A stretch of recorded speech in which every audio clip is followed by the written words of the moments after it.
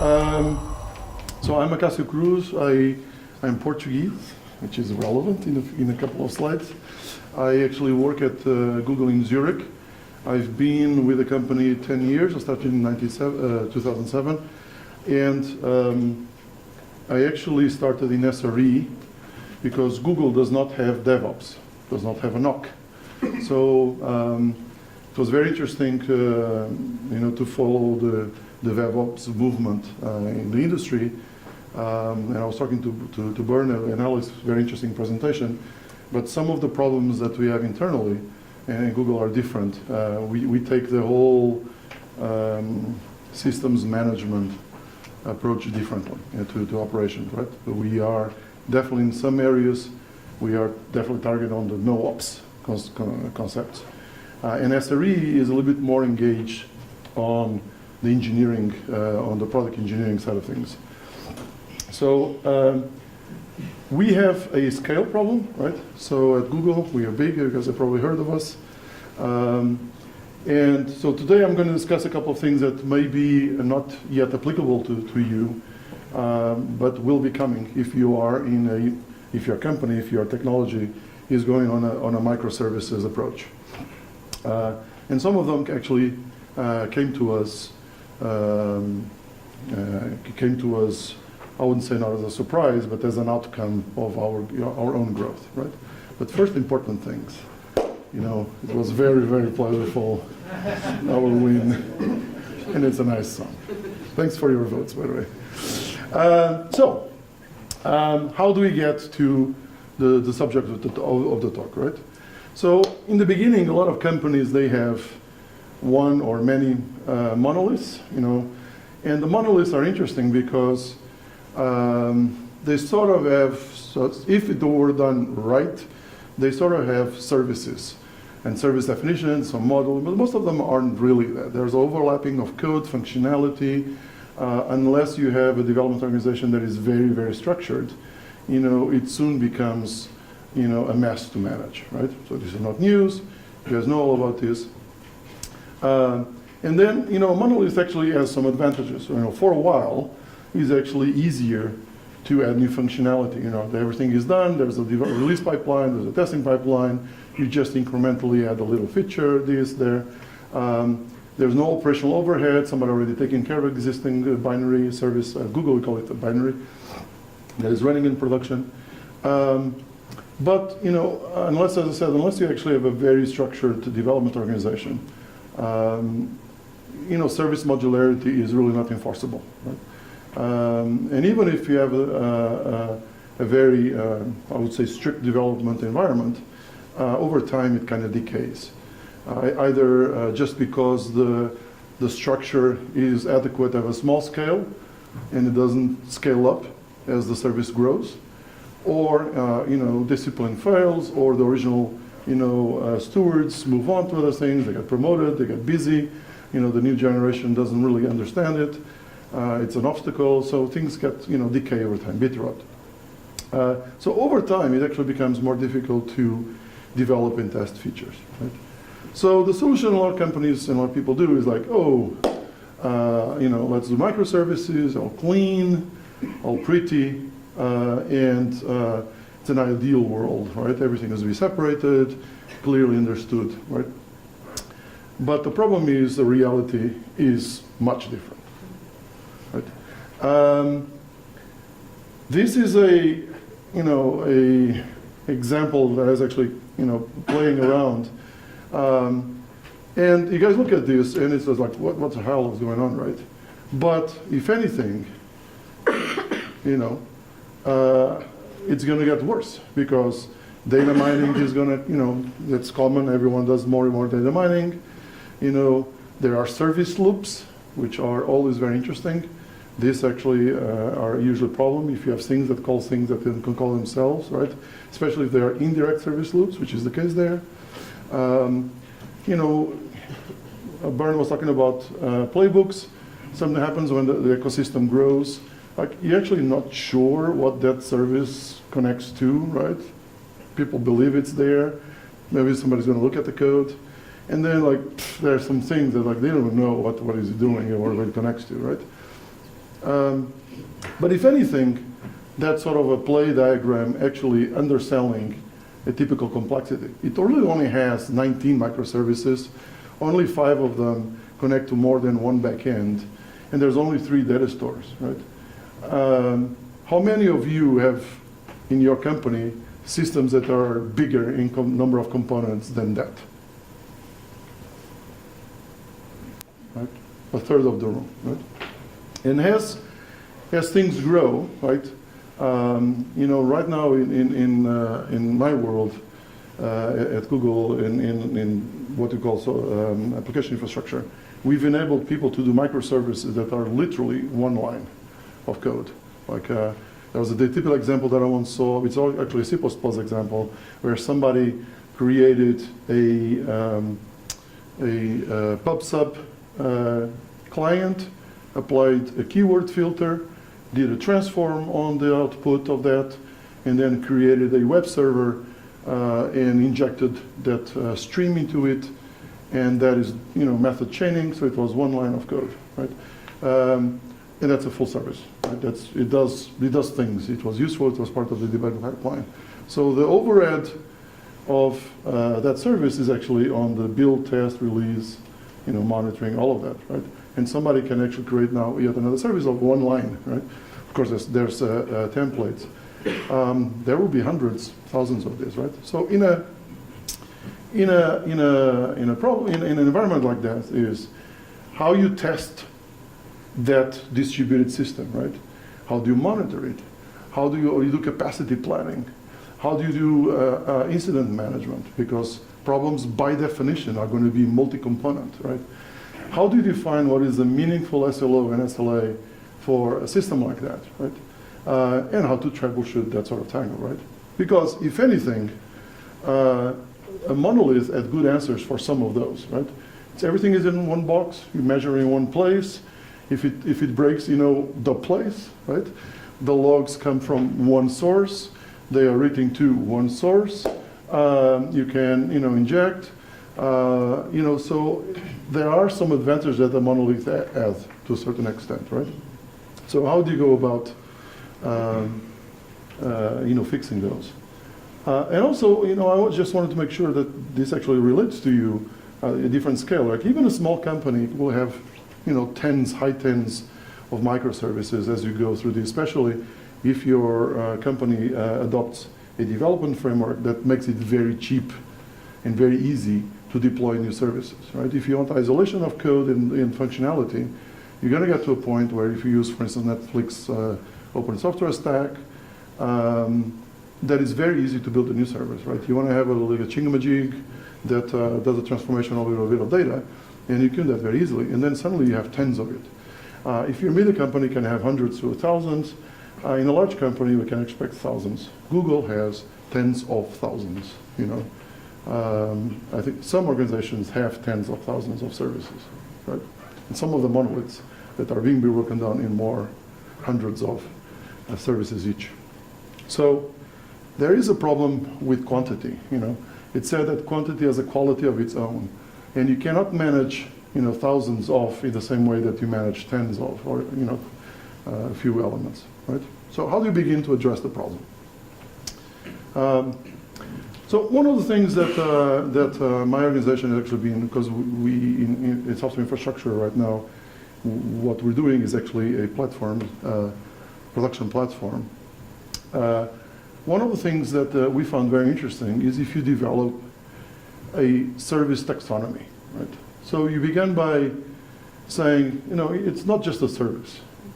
It's a service that fulfills a specific type of role, that has a set of type of clients, you know, that has a set of backends, that has a set of data stores, and it has a common workload, right? So either you have, you know, front-end UI serving, or you have, you know, data transformation, or you have backend, or you're a data store, or you do pipelines, but not a mix of these things, right? So typical example I would say would be something like that, right?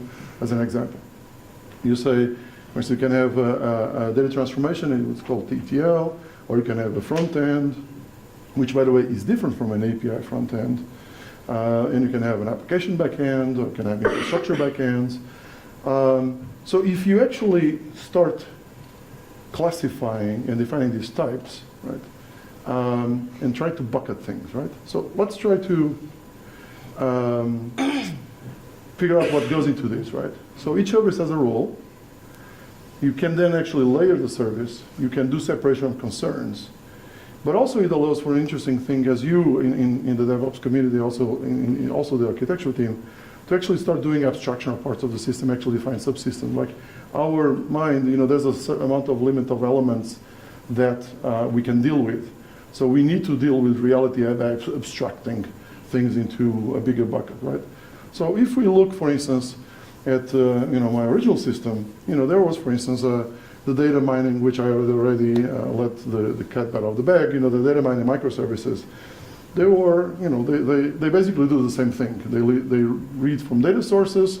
They do stuff with the data. They write in the same, for instance, that would be like a Dynamac or a Walmart data source there, right? So this can be simplified.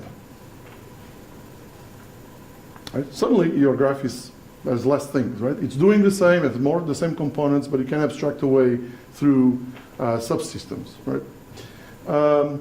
But then, if you say, apologies, if you have all of these things that connect the front ends to the data stores, like, using the previous taxonomy where you have a front end cannot connect to a data store natively, you actually have to create a back end that isolates the data store. By the way, this is one of the basic design principles that most people don't do, or most developer organizations don't do. They actually have the web front ends directly connecting SQL queries into the database, and then they don't have schema isolation, they don't have entity isolation. Right?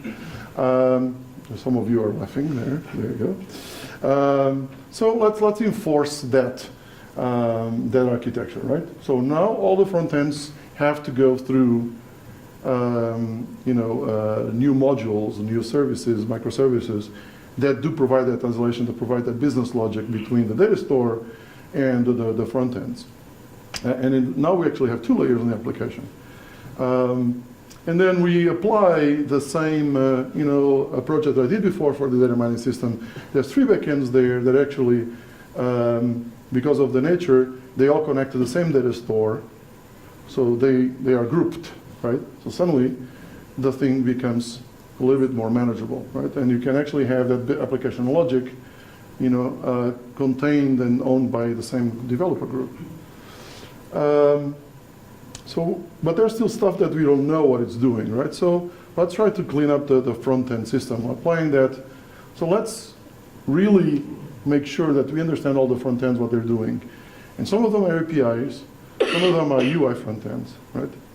So at this point, the thing becomes a little bit more easy to understand. Why is it important? Because you actually need to understand what it does, how it does the troubleshooting, how you can monitor it, how you define all of that. It's about understanding your system to be able to manage, right? So a quick poll, like looking at this. Is this system easier or harder to understand than the original one? From a pure abstract, like you guys don't have a lot of exposure, of course, but show of hands, who thinks this is more complex than before? Who thinks this is simpler than before? Okay. But actually, it has more services, right? The service that wasn't connected everywhere actually deleted it, so it would have been 23. It has more microservices than before, but I'm only showing 18 elements plus the data stores. And all that we've done was actually enforce the front-end and back-end semantics of each of the components, right? And to do that, we actually had to do a small re-architecture, right? We had to allow, for the back-end's functionality to be extracted out of the front end. We actually grouped, but this is just a subsystem, so that there's a component still inside, right? So we actually added more components to the system, but it became easier to understand, right? An interesting aspect is actually, for instance, on that backend that's going to show what its true nature, the front end actually had to be split in two front ends. That was one of the components that had to be created to clearly separate API UI, right? So what are the outcomes so far? Just this simple, defining what are the roles, defining what are the semantics into each of the microservices, and then enforcing them into each of the components. It becomes easier to understand, It becomes easier to abstract. You can just go, oh, that's the data mining system, It comes there, like, what comes in, what comes out, what's out there, you don't really care. Somebody who's going to care about the details. It's easier to describe, right? But it's actually easier to manage, to monitor, troubleshoot, and to operate, right? Because that's the other part of the equation. So this is where it brings value, right? If a system component, microservice, has a clear role, right? Then you can actually do and like generically define SLOs for each of the service types, right? You can actually have a policy that says, all my front ends, if you are in that sort of business, like the API front ends have to be a 99 percentile latency of less than 100 milliseconds.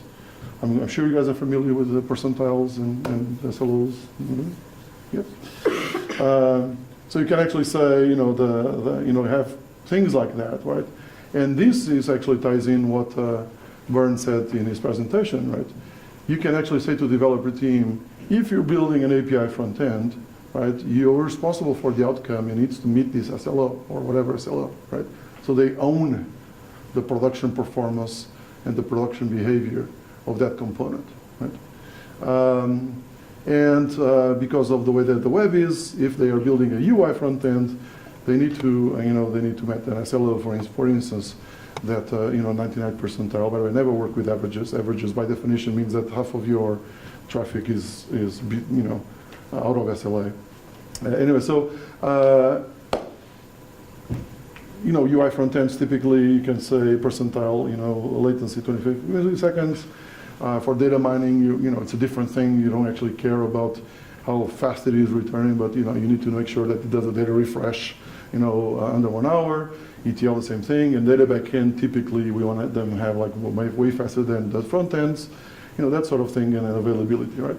And you can actually suddenly apply this across your system, and you have a very easy way to set expectations of performance and operational behavior for your system, right? Even before you design it, like even before your architects make decisions on what it's going to do, right? Give me a second.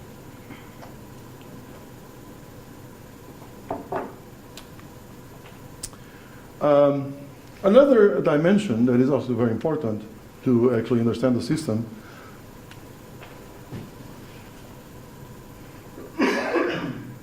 is like functional areas or products. I avoided the word product because, as the previous presentation clearly, and very well did, product is the overload word. So we at Google, we call them, okay, there have been functional areas, product areas, so it changes every reorg. The current term is functional area. But let's say that your system has multiple components, right? Multiple areas. And it's actually easy to say, you added this dimension and you say, well, this is the user authentication system, that's the forum system, for instance.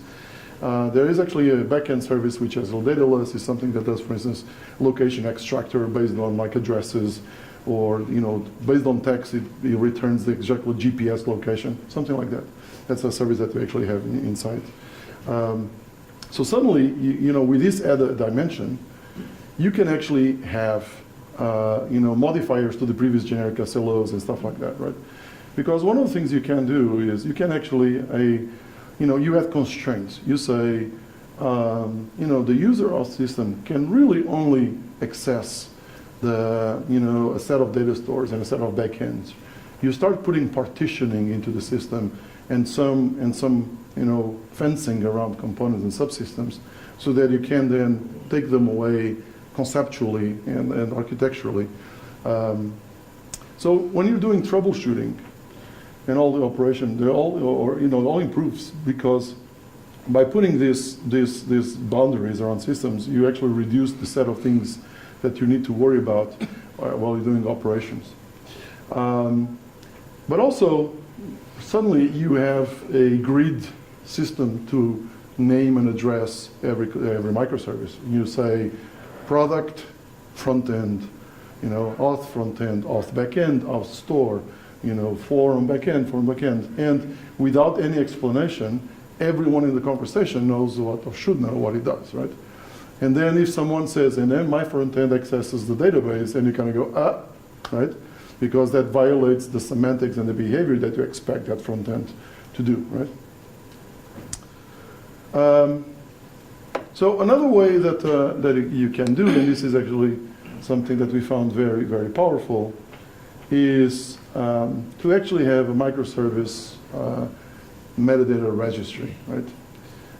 And for every service, we actually defined outside of the code, outside of this, like we actually have a registry that says, this is my service, what is the role, what is the product area, the list of endpoints, I don't know if you guys know what I mean by endpoints, like where it's accepting traffic, what it's doing, and the list of dependencies, what's calling, what are the data stores, right?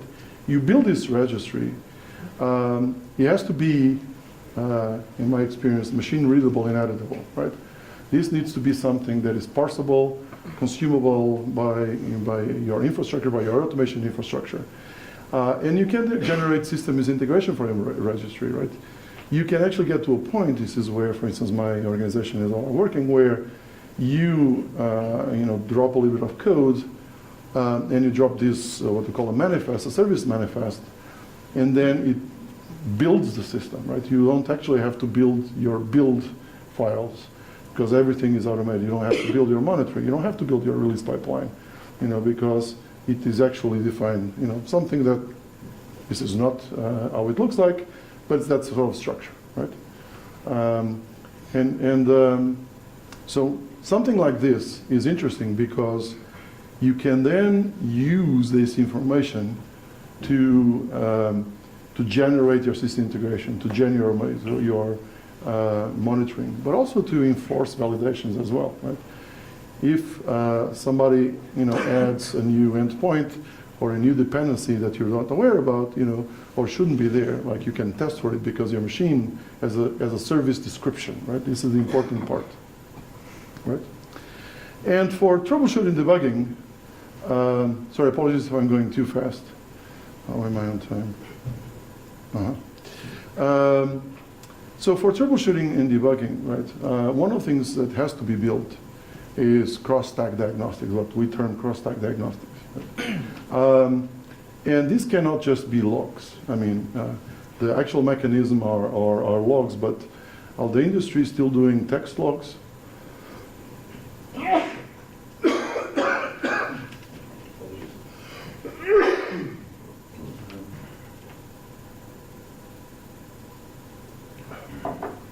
The industry at large is still doing text logs. At Google, we use structure logging. We use protocol buffers. You probably heard about this. So it's actually a record. It's binary as well. It's efficient. But each component logs, as part of the request handling of its doing. What is it doing? It logs the request and with the key, basically, of whatever request it is, right? And then this logs into a logging system, and then we actually have a thing called log joining. We have another job, another service that takes all of these jobs and in real time basically stitch them back together, right? Because it's actually not very useful to get the auth front end line log, and then you need to chase, the logs from the back end, and then you need to chase the logs from the data store, to see what happened, right? What you want is to have the what's called a transactional log of that request as it flows through the system. That's what your developer needs, right? He needs it on the testing stage. You need it also to solve production problems, and it's super useful, right? So a typical example in that stack is you have your auth UI log that then, of course, that interface is going to generate some API calls, and then all of that eventually calls to the backend, and all of that should show up after log joining as a user login activity log, right? And you can only do this, you actually do structured logging, okay? But because we actually have constrained the problem space of the services, each service has a clear role and is doing that, right? And also because we actually, we start partitioning through product areas, and it's very clear, like something that is doing auth is not touching forums, which is not touching the application logic, which is not touching, right? You actually enforce. If you go microservices, go all in, basically, right? Don't let the waters muddle. But then that means that you actually have partition functionality, right? And when you have that partition functionality, it becomes easier to test because it's smaller constraint. It also, on the operational side, on the DevOps side, it becomes easy to isolate root causes. You can very clearly, going through what's happening in your system, it's like, okay, it's not in the forums. You can ignore whole sections of your system complexity. And because you have your dependencies registry, you can actually do a lot of automated system checking, right? Because you know from the registry that that system is only talking to, whatever their dependencies. So you can actually also have a well-documented set of dependencies, right? And for all of this, Crosstag Diagnostics are absolutely crucial. Okay, so you have those endpoints and dependencies. You guys work a few months, you get some of these documented, that metadata, and then the developers, the development team add connections to the system, right? So should those be allowed? How do you know about them, right? Those are questions that if you only have the registry but no enforcement, there's not much you can do about it, right? And they become like rogue connections. The one on the right is something that might be okay, but you just don't know about it because it was added in code and the developer forgot to add it in the registry. But the one on the left actually violates your front end, the semantics that you just defined for your front end, right? So it's actually a problem, right? So one of the things that we actually look into is actually dependency management, right? Since we have the declared registry of the service endpoints and dependencies, you can do formal validation, right? You can actually, and because your service registry said this is a front end, in your tests, in your automation suite, like if someone adds to a front end and actually does the proper thing and declares the connection to a new service, you can block it and fail the test, right? At the testing stage, right? Even before the thing gets to production. Or you can actually, generate, for instance, in the case of the right one, you can then generate the new monitoring rules, you can generate the new system integration, you can generate all of this, right? But one of the very important things, and I learned this since the days of Gmail. Gmail, when I started, had thousands of developers. You can't control thousands of developers. They will do whatever they want. It's just, it has a moment of its own, right? So, and Gmail is a complex system, right? So they were always adding functionality, features that connect to new backends, right? So we got to the point where we actually did not allow new connections to be established to new backends that we SRE did not know about. We did what's called egress filtering, right? At code level, they could open a connection to a service and it would fail. And there was nothing they could do about it.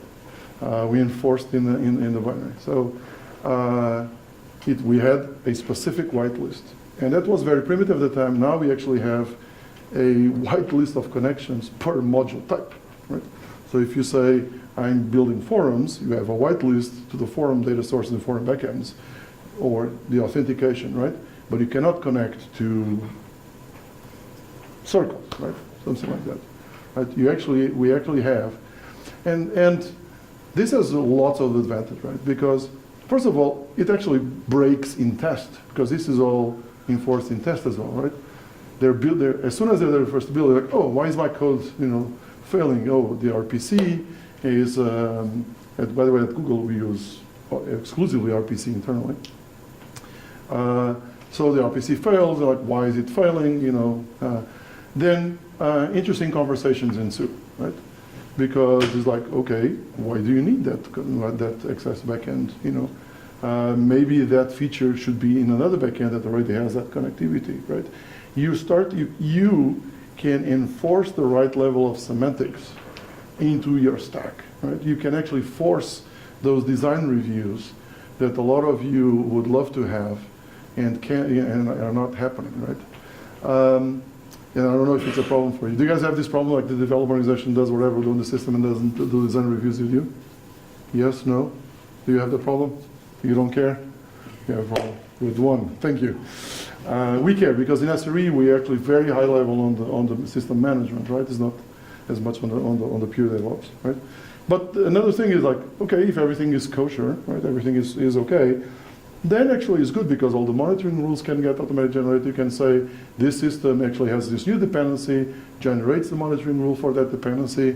You can generate all the checks, and everything is automatically done if it passes the testing conformance. So summary, right? You have potentially, if you don't have yet, a wolf pack, right? It's basically a bunch of, apologies, just help me, a bunch of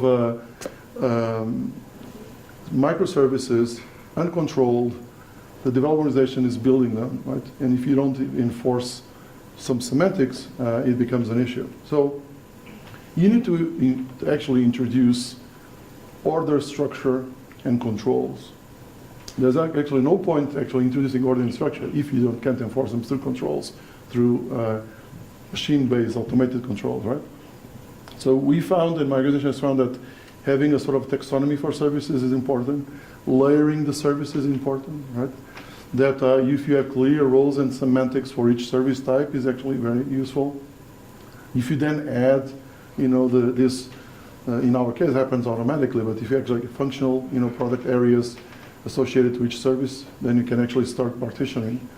And then on top of that, on the SRE ops side of things, on the service management side, starting with the service registry, which, by the way, if you think about it, for some of you, since you're familiar with ITIL, for those that are, almost every company struggles with an asset database. You have the machine, the servers, the data center, and all of that, right? This is a conceptual equivalent for your software services. Like, what is the registry of the things that you have? Who owns them? What they're doing, right? And then you actually do enforce dependency management, right? If you do that, your wolf pack will eventually, potentially look like this.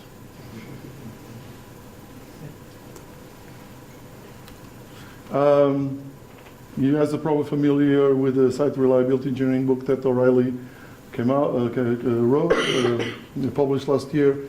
I actually wrote the last chapter of the book, which is basically the new engagement model, which is basically going away with the old SRE model and actually going into a no-ops sort of thing where we engage further and on the top of the software engineering stack. So if you're interested. Questions?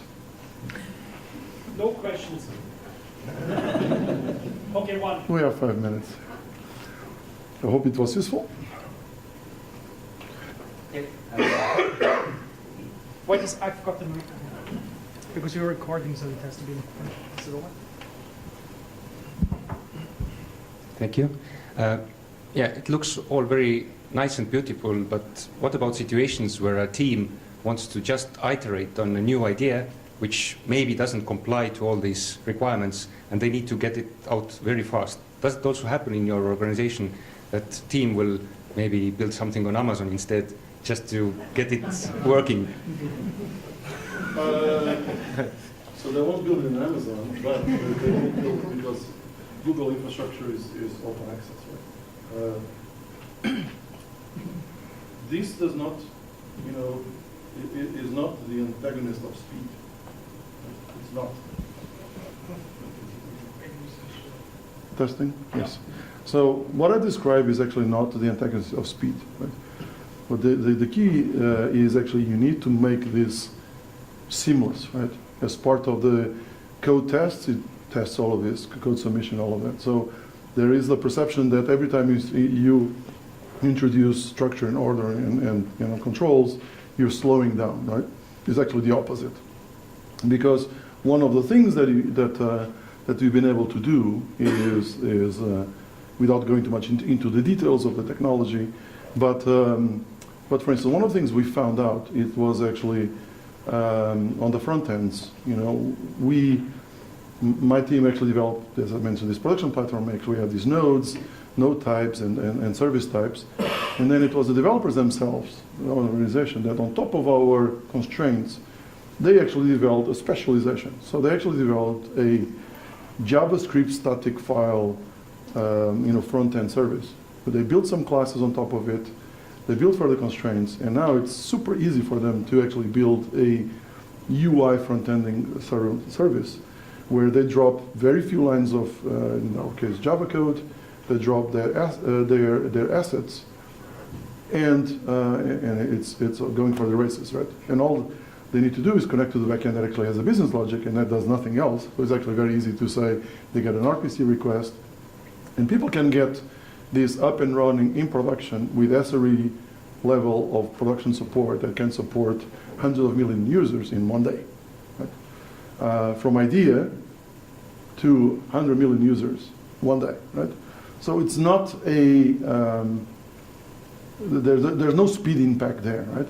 But they need to accept the constraint, which is they can't build a box, right? They actually have to build a front end, a back end, and a data store, right?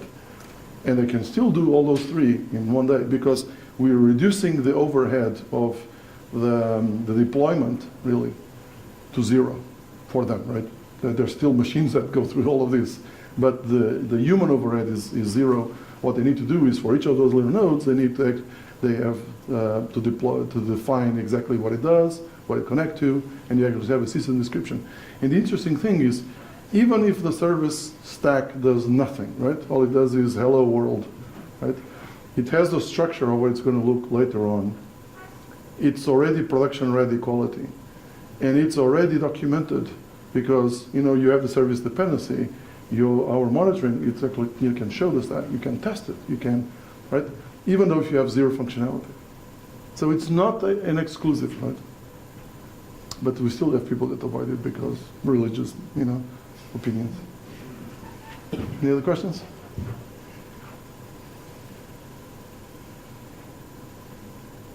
Three, two, one. Thank you. Everybody else. Thank you, Acacio. Thank you.